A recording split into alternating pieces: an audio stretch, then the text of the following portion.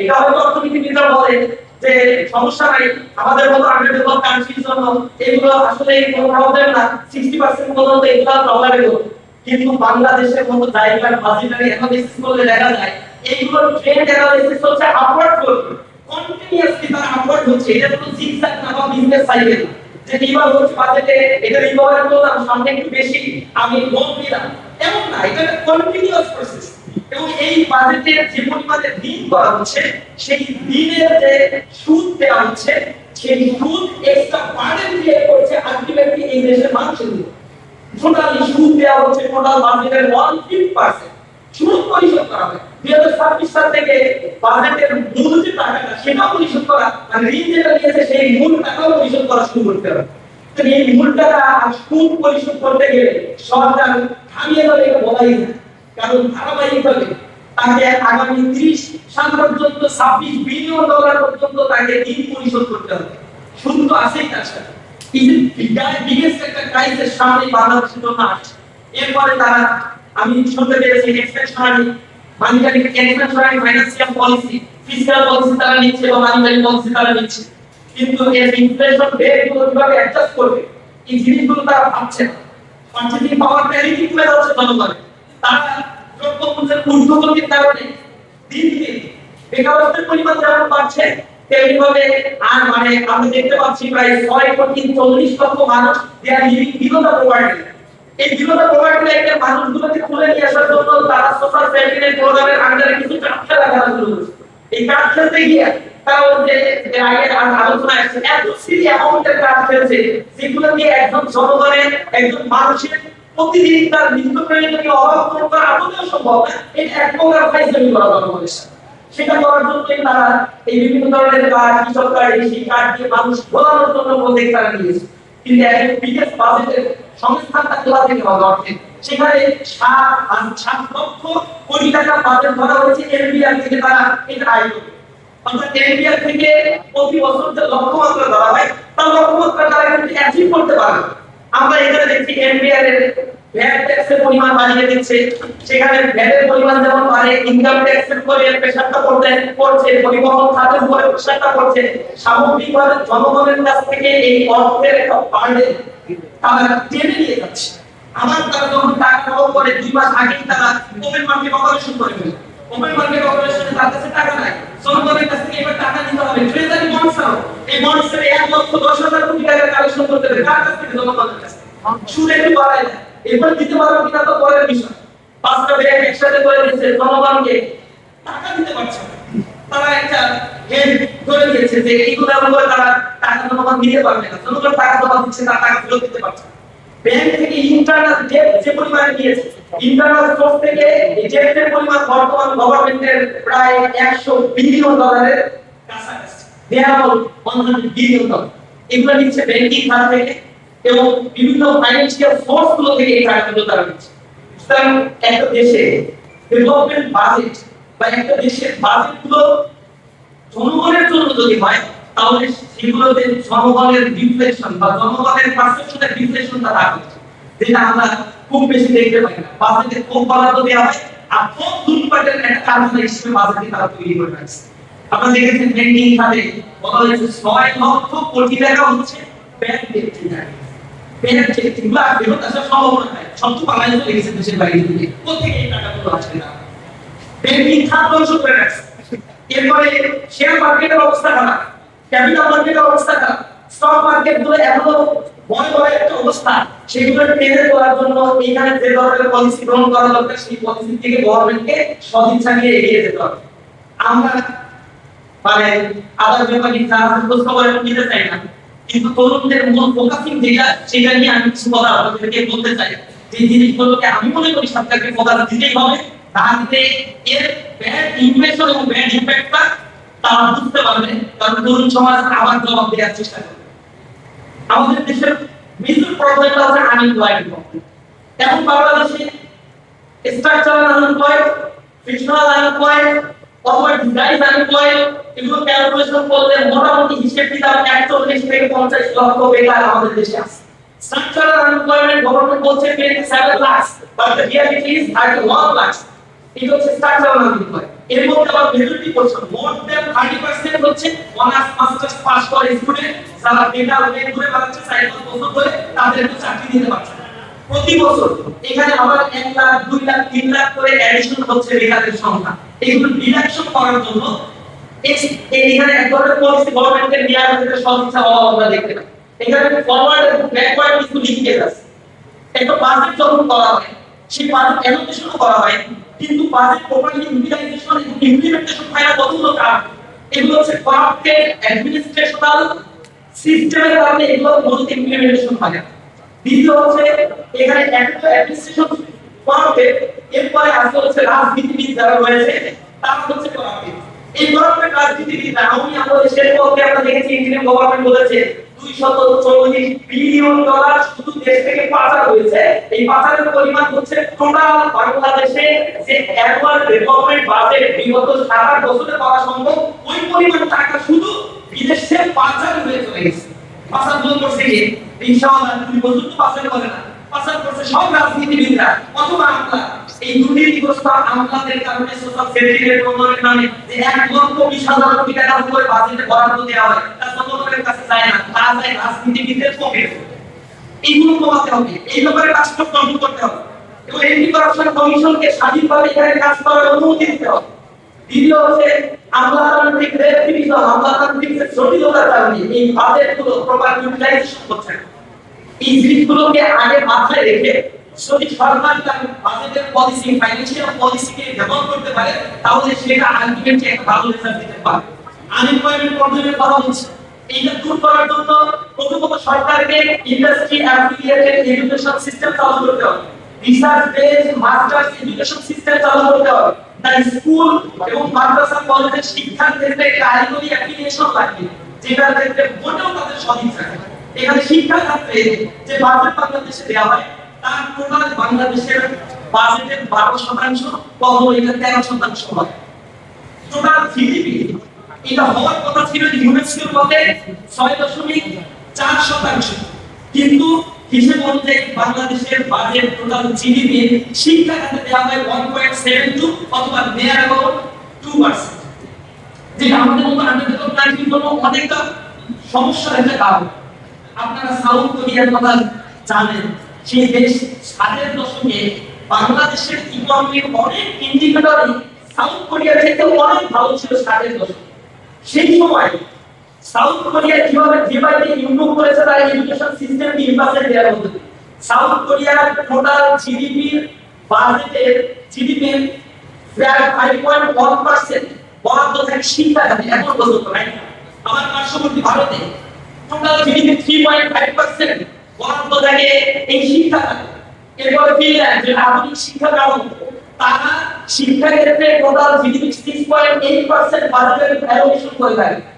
এরপরে আমরা পার্শ্ববর্তী আরো অনেক দেশগুলোর কথা জানি, শ্রীলঙ্কা অথবা মালদ্বীপ, এইসব সমসাময়িক সময়ের আমাদের গড়ে ওঠা চায়না, এই দেশগুলো বা মালয়েশিয়াতে 4.4 জিডিপি টোটাল অ্যালোকেশন করে থাকে। সমসাময়িক সময়ে এই দেশগুলো তাদের শিক্ষা খাতে বাজেট বরাদ্দ বাড়ানোর ফলে, প্রযুক্তি খাতে বাজেট বরাদ্দ বাড়ানোর ফলে আনএমপ্লয়মেন্টকে ট্রেস আউট করে এগুলোকে তারা ট্রিটমেন্ট দেওয়ার ফলে তারা জাতি হিসেবে অতি দ্রুত 20 থেকে 25 বছরের ব্যবধানে তারা বুম করেছে। অর্থনীতিতে এই পুশ দরকার।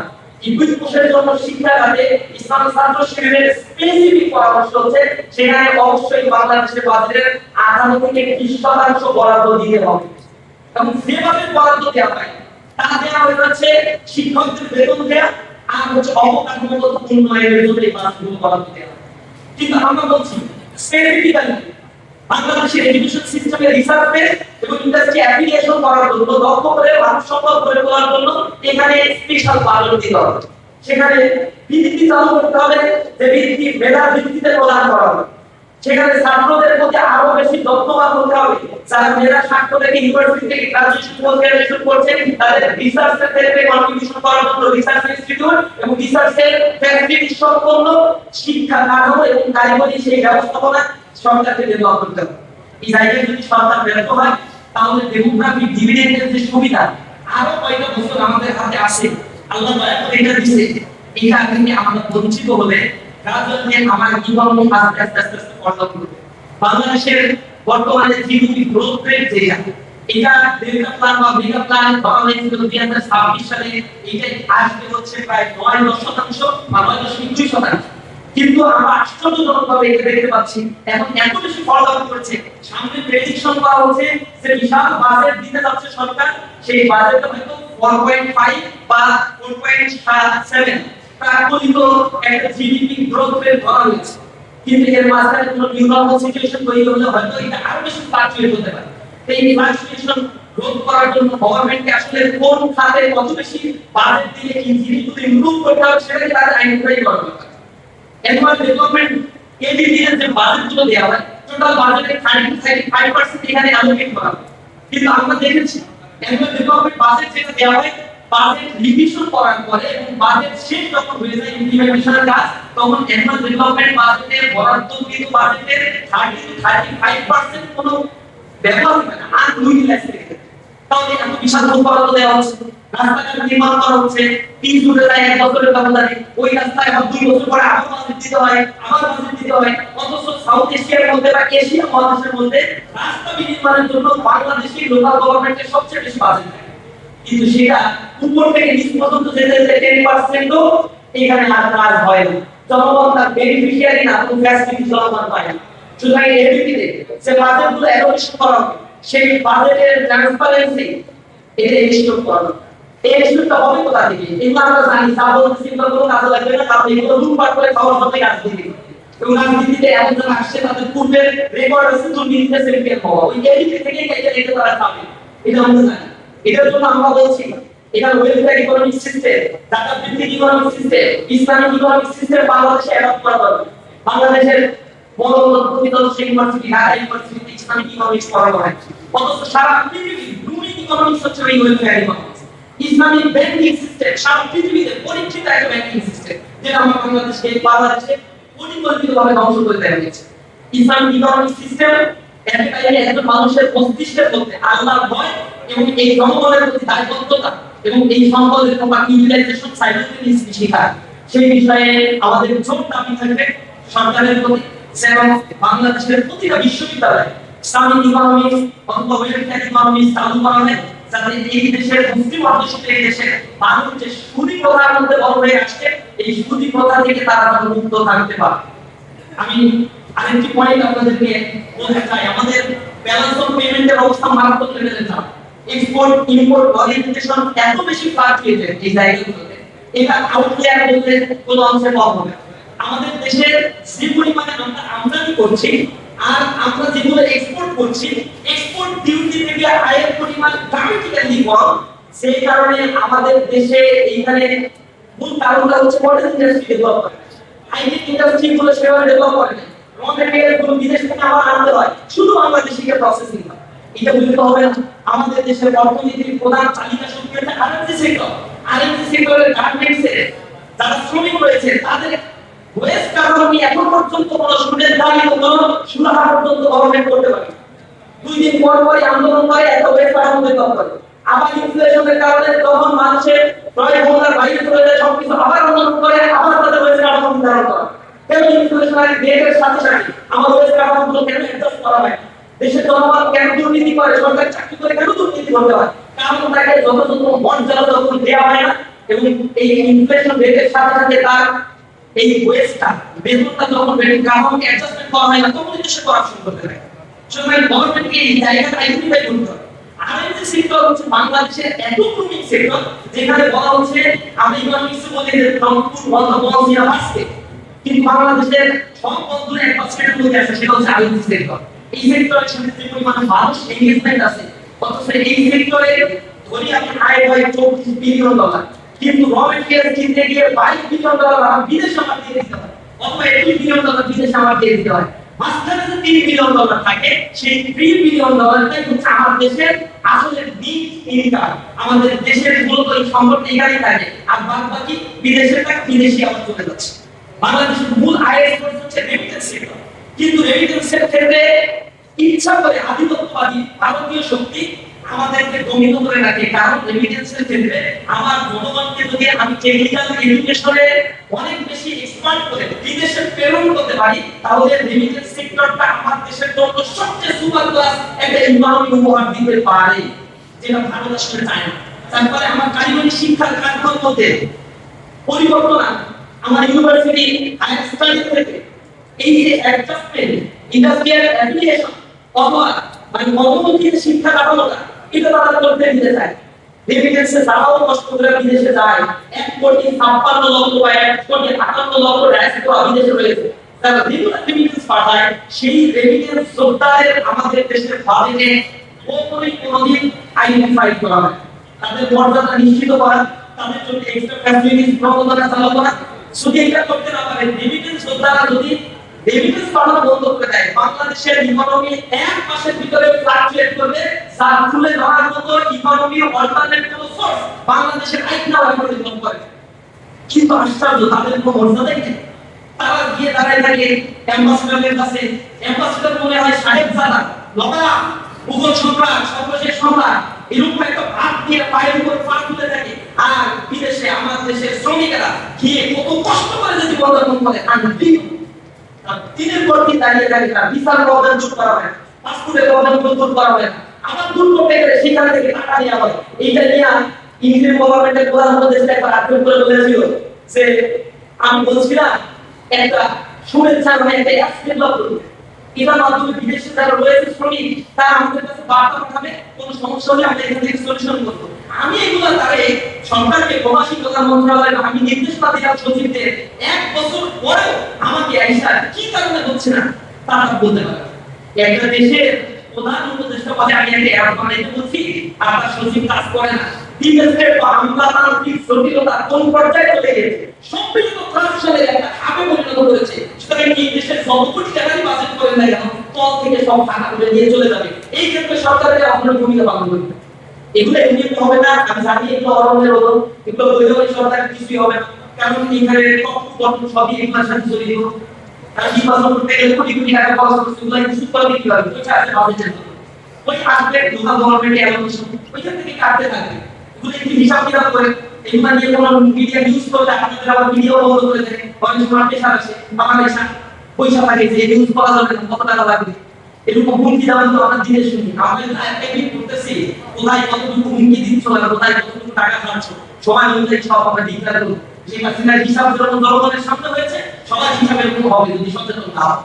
আমরা সর্বোপরি এতটুকুই বলতে চাই, উপস্থিতি আমাদের স্বাস্থ্য খাতের দৈন্যদশা একেবারে একটা দেশের স্বাস্থ্য খাত, অথচ আমার কনস্টিটিউশন বলছে স্বাস্থ্য হচ্ছে আমার কাছে মৌলিক অধিকার। সরকারি স্বাস্থ্য খাত, সরকারি হাসপাতাল আর ওই যে স্বাস্থ্য কমপ্লেক্সগুলোতে গেলে মনে হয় এগুলা একটা গোল ছাগলের আত্মাখানার কাছে আসছে। মানুষের কোনো মর্যাদা এখানে আছে, সিঁড়ির কাছে ঘুমায় আছে, মানুষ চায় ওখানে চিকিৎসার জন্য, অথচ এখানে যে পরিমাণে জীবাণু বসবাস করে তাতে একজন গেলে নির্যাতন মরার কত যাচ্ছি, মৃত কত যাচ্ছি না হয় ও মরার জন্য এখান থেকে প্রস্তুতি নিয়ে যায় হাসপাতালে, বেসরকারি হাসপাতালে অথবা বাড়িতে। আপনি গেলে ওখানে সার্ভিস পাবেন, সেখানে মধ্যসূত্রভোগী দালালদের এত বেশি ভূমিকা। এই স্বাস্থ্য খাতে আবার তো বাজেট দেওয়া হয়, করাপশনের যদি লিস্ট করা হয় কোন কোন খাতে বেশি করাপশন হয়, আজকাল হচ্ছে করাপশনের খাতের মধ্যে শিক্ষা যারা দিয়েছে সেখানে পজিশনে বা কর্মরত ফার্স্ট পজিশন, জাতি যারা জাগ্রত বিবেক তৈরি করে, যারা মানুষ তৈরি করে, তার দুর্নীতি সাহায্য ইউজিসিতে কোটি কোটি টাকা অনুপাত জনগণের জন্য বরাদ্দ, ছাত্রদের জন্য বরাদ্দ হয়। ইউজিসিতে যে পরিমাণে টাকা বরাদ্দ হয় আমি হিসাব করে দেখছি, যে এইবার বিগত 15 বছর ইউনিভার্সিটিতে যা বরাদ্দ, তাহলে ঢাকা ইউনিভার্সিটি একটা ছাত্র ফার্স্ট ইয়ারে ভর্তি হলে তার পদ ছাড়া কেনা কথা, কিন্তু ইউনিভার্সিটিগুলো তার পদ দিতে পারে না। রাজশাহী ইউনিভার্সিটি, সেম ইউনিভার্সিটিতে পদ পায় না, অসহায় জীবনযাপন করে। লেখাপড়া করতে গিয়ে নিজের ইনকামের চিন্তা করতে করতে একটা মানুষের জীবনটা নষ্ট হচ্ছে, সেখানে টিউশনি পাওয়া যায় না। ইউনিভার্সিটি কত ছাত্রের 600 টাকা, 300 টাকা, 500 টাকা, 1000 টাকা টিউশনি করতে হয়, সারা দিন কষ্ট করতে হয়, লেখাপড়া কত কথা দিয়েছে মাথার ভিতরে এমন একটা বোঝা চাপিয়ে দেওয়া হয়। উচ্চ শিক্ষা নিয়ে সরকারের কোনো প্ল্যান নেই, আবার তাদেরকে এখানে বসিয়ে রাখে, তারা একটা দুর্নীতির রাজতন্ত্র বসে থাকে। শিক্ষা তাদের পারে যে স্বাস্থ্য তাদের দুর্নীতির ক্ষেত্রে যারা এখান থেকে টাকা লোপাট করে, এদের সন্তান মানুষ হওয়ার কথা, এদের সন্তান মানুষ হওয়ার কথা, এদের স্ত্রী পরিবার পরিজন মানুষ হওয়ার কথা না, কারণ মানুষের টাকাগুলো লোপাট করে তারা নিয়ে যাচ্ছে। আমরা ট্যাক্স দেই, আমরা ব্যাট দেই, আপনি তো দিবেন বা ইনডিরেক্ট ট্যাক্সের টাকা আপনারও দিতে হয়, আপনি সাংবাদিক বসে আছেন আপনারও দিতে হয়, আমারও দিতে হয়। আমি একটা জামা বললি আমার 15% ট্যাক্স কেটে নেয়। এবং এইটাই হচ্ছে সরকারের আয় সবচেয়ে বড় ক্ষেত্র, ভ্যালু অ্যাডেড ট্যাক্স, যেটা you are bound to pay. আমার কাছ থেকে ট্যাক্স নাই, রিসোর্সের কাছ থেকে ট্যাক্স নাই, যে ট্যাক্স নিয়ে প্রতিরক্ষা ব্যবস্থা, অ্যাডমিনিস্ট্রেশন সিস্টেম, এই গভর্নমেন্ট সিস্টেম চলে, সেই ট্যাক্সের অধীনে আমাকে এই স্বাস্থ্যসেবা সরকার দিবে, সেই স্বাস্থ্যসেবার ক্ষেত্রে পরিবেশ করে না। আমরা বলবো স্বাস্থ্য খাতে ন্যূনতম 5% বরাদ্দ জিডিপি দিতে হবে গভর্নমেন্ট। এই যদি দেওয়া হয় তাহলে আমাদের দেশে যে দরিদ্র দশা রয়েছে, প্রাইভেটাইজেশন, প্রাইভেট হাসপাতাল, স্বাস্থ্যমন্ত্রী যারা হয়, প্রতিমন্ত্রী যারা হয়, ওইখানে যারা আছে, ইয়ার আর জগৎ, তাদের আবার এত বড় বড় প্রাইভেট হসপিটাল, এরা ওই দিকে কোনোদিন নজর দেয় না, কারণ পাবলিক হসপিটাল যেগুলো বলে ওই প্রাইভেট হসপিটালের ব্যবসা সব বন্ধ হয়ে যাবে। বেশি যেগুলো কেনার জন্য বাজেট হয়, প্রাইভেট হসপিটালের থেকে বেশি বাজেট হয়, কিন্তু আশ্চর্যজনক মূল্য সবচেয়ে ভাড়া বেশি সরকারি হাসপাতালে দেয়। তো 6টা এক্সরে মেশিন থাকলে সব সময় 5টা অকেন্দ্র থাকে, একটা মোটামুটি চলে। ইনফেকশন আসলে কিন্তু আবার 5টা সন্তান হয়ে যায়। এই হচ্ছে আমাদের দেশের জনগণের অবস্থা। আমাদের দেশের শিক্ষাটা, স্বাস্থ্যটা, প্রতিরক্ষা খাতে বরাদ্দ দেওয়া হয়, শুধু বেতন দিয়েছে, এখানে কোনো গবেষণা নাই, এখানে কিভাবে ড্রোন তৈরি করতে হবে, মিসাইল তৈরি করতে হবে, তারপর ইঞ্জিনিয়ারিং শেখানো হয়। আমাদের দেশের এই খাদ্য ক্ষেত্রে বলতে গেলে এই দেশে একটা অহংকারের মধ্যে বন্দিত রয়েছে। প্রতি বছরই বিশাল বিশাল অ্যামাউন্টের বাজেট করা হচ্ছে, জনগণের বার্ষিক আয় 2000 মার্কিন ডলার, 2700 মার্কিন ডলার ছাড়িয়ে যায়, কিন্তু সুগম করে থাকি আসলে আপনি 1000 মার্কিন ডলার গ্রহণ করতে পারেন না, কারণ ইনকাম ডিসপারশন এত বেশি। মাত্র 20% মানুষ এদেশের 90% সম্পদ জিম্মি করে রাখছে। আশ্চর্যজনক হলো এইটাই সত্যি। আর বাকি 10% সম্পদ বাকি মানুষ সেটা ভোগ করে থাকে। সুতরাং আমরা যে সম্পদগুলো পাচ্ছি এগুলো আসলে আমাদের খালি শেখানো হয় যে আমরা হচ্ছে ওই 2700 মার্কিন ডলার, এবার বাজেট দিয়ে বলবে এত 3000 মার্কিন ডলার আমরা ছাড়িয়ে দিয়েছি মাথা পিছু আয়। ইসলামিক কোনো জায়গা না। ওইখানে যদি আমরা জিডিপি পিছিয়ে অ্যানালাইসিস করি তাহলে দেখব ইনকাম ডিসপারশনের লেভেলটা এত হাই, ইউ কান্ট ইমাজিন। পুঁজিপতিরা পুঁজিবাদী হচ্ছে, অনেক বড় হয়ে যাচ্ছে, আর নিম্ন স্তরের মানুষেরা, বিদ্যুৎ স্তরের মানুষেরা যারা দিন রাত কঠোর পরিশ্রম করে 20,000 টাকা ইনকাম করতে পারে না, এই মানুষগুলোর হার ভাঙা পরিশ্রমের উপর ট্যাক্স আরোপ করে আলিশান জীবন যাপন। এদেশে এরিয়া থেকে আয় হয় না কেন? কেন ট্যাক্স এত বেশি বাড়িয়ে দিতে হবে? এদেশে যারা ট্যাক্স পেয়ার রয়েছে, যারা ট্যাক্স পেয়ার সক্ষম, তার মাত্র 25% মানুষ এদেশে ট্যাক্স দেয়, 75% ট্যাক্স দেয়। আমি 75% অ্যানালাইসিস করে দেখা গিয়েছে তার সবাই সরকারি সম্পত্তিতে প্রতিবাদ, বিশাল বিশাল ভাগ, কোটি কোটি টাকা ট্যাক্স দেওয়ার কথা, কিন্তু ব্যাংক থেকে লোন নিয়ে এমন পরিস্থিতি করে বাড়ায় যে ওর সিটি এমনি দুস্থ অসহায় কেউ নাই, পারলে ওদের বিষয় গেলে ঠিকঠাক দিতে হবে মনে হয় ভালো পরিস্থিতি এমন করে। বড় বড় ইন্ডাস্ট্রিয়ালিস্ট বুঝে দেখেন ব্যাংকে লোন দিয়ে বলে আমার ট্যাক্স তো কোথায়, আমি সব নন কোটি কোটি টাকা লোন করছে ব্যাংক থেকে, টাকা পরিণত হয়েছে। এছাড়াও গ্রুপের কত টাকা লোন দেওয়ার কথা, কত বাংলাদেশের সর্বোচ্চ ট্যাক্স পেয়ার করা, কিন্তু বুঝে দেখেন খোঁজ নাই, ম্যাক্সিমাম গ্রুপের কোনো খোঁজ নাই। এই গ্রুপগুলো সুগম করে ফাঁকি দিচ্ছে জনগণ, জনগণকে নিয়ে যাচ্ছে, জনগণের কষ্টার্জিত ব্যাংকে টাকাগুলো আবার লোপাট করে দিয়েছে সরকার করছে। এরা যে কত টাকা এতে লাগবে জীবন যাপন করতে আমরা আসলে জানি। আমরা সর্বোপরি সরকারের কাছে এতটুকু আহ্বান জানাই, সুবুদ্ধি উন্নয়ন প্রধান দেশের মানুষকে নিয়ে চিন্তা করে, তরুণ প্রজন্মকে নিয়ে চিন্তা করে। আগামী বাংলাদেশ যদি আমরা গড়ে তুলতে পারি তাহলে আগামী বাংলাদেশের অর্থ কাঠামো, রাষ্ট্র কাঠামো, সমাজ কাঠামোকে আমাদের গড়ে তুলতে হবে সম্মিলিত ভাবে। আজকের এই তারুণ্যের মাঝে ভাবনায় যারা উপস্থিত হয়েছেন, সম্মানিত অতিথিবৃন্দ, সাংবাদিক বন্ধুগণ, সম্মানিত উপস্থিতি সকলকে ইসলামী ছাত্র শিবিরের পক্ষ থেকে আন্তরিক ধন্যবাদ জানিয়ে আমার কথা শেষ করছি। আসসালামু আলাইকুম ওয়া রাহমাতুল্লাহি ওয়া বারাকাতুহু।